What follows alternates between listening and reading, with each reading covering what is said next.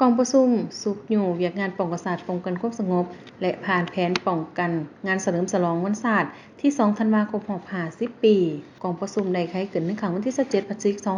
2025นี้อยู่ที่สโมสรของสำนักงานปกครองนครปากเซแขวงจำปาสักโดยการเข้าร่วมเป็นประธานของฐานปริญญาเอกวรรณไสศาสตร์ตระกูล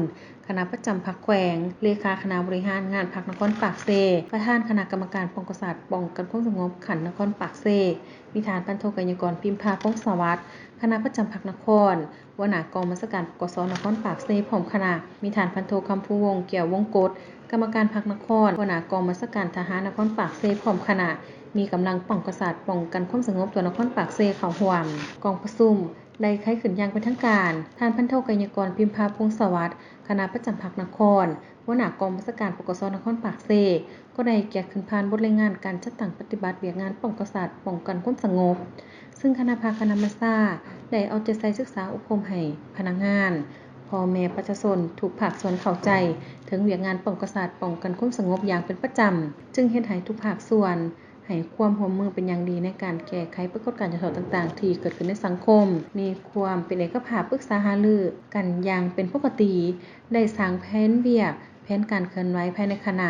และแบ่งเวียกแบ่งความรับผิดชอบอย่างเป็นระบบคณะภาคณะนำกองบัญชาการทหารนครและกองบัญชาการปกสนครปากเซได้เป็นเจ้าการนำพาสีนำกำลังป้องกันศาสตร์ป้องกันความสงบนครปากเซ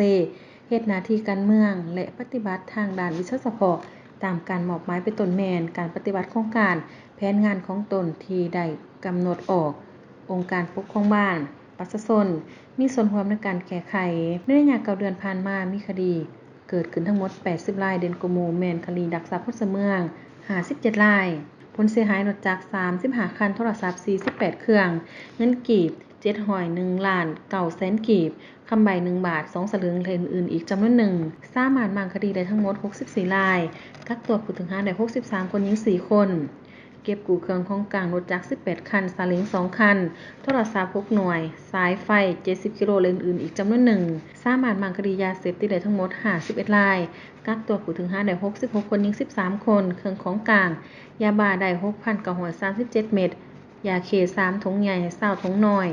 คอลลาเจน10ซองแก้ไขกลุ่มมั่วสุมยาเสพติดและใบกระท่อม10รายกักตัวผู้ต้องหาได้170คนหญิง15คนมีเครื่องของกลางใบกระท่อม142โลยาดีไอ 1,066 แก้วน้ำกระท่อมต้มแล้ว47ลิตรยาสูบไฟฟ้า33อันมีอุบัติเหตุเกิดขึ้น317รายคนได้รับบาดเจ็บ374คนหญิง127คนเสียชีวิต12คนหญิง3คนพาหนะประเภท471คันรวมมูลค่าเสียหาย 1,663 ล้าน5แสนกีบมีอัคคีภัยเกิดขึ้น17รายในนั้นไฟไหม้เรือน9หลังไหม้ห้าน4ห้านและไหม้ป่า4ครั้งรวมมูลค่าเสียหาย2ตื้อ189ล้าน166,000 กีบขึ้นสถิติและกวดกาปรับปรุงปกส.บ้านขึ้นใหม่ได้42บ้านมี2ห้อย2สหายพร้อมนั้นยังสามารถเฮ็ดสำเร็จหน้าที่วิชาเฉพาะอื่นๆอีกหลายด้านในเวลากองประชุมดังกล่าวยังได้มีการผ่านแผนป้องกันงานเฉลิมฉลองวันศาสตร์ที่2ธันวาคม50ปีคือวันที่2ธันวาคม1975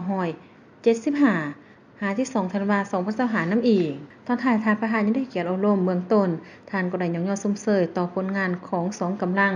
ที่เฮ็ดสำเร็จหน้าที่ที่ขันถึงมอบหมายให้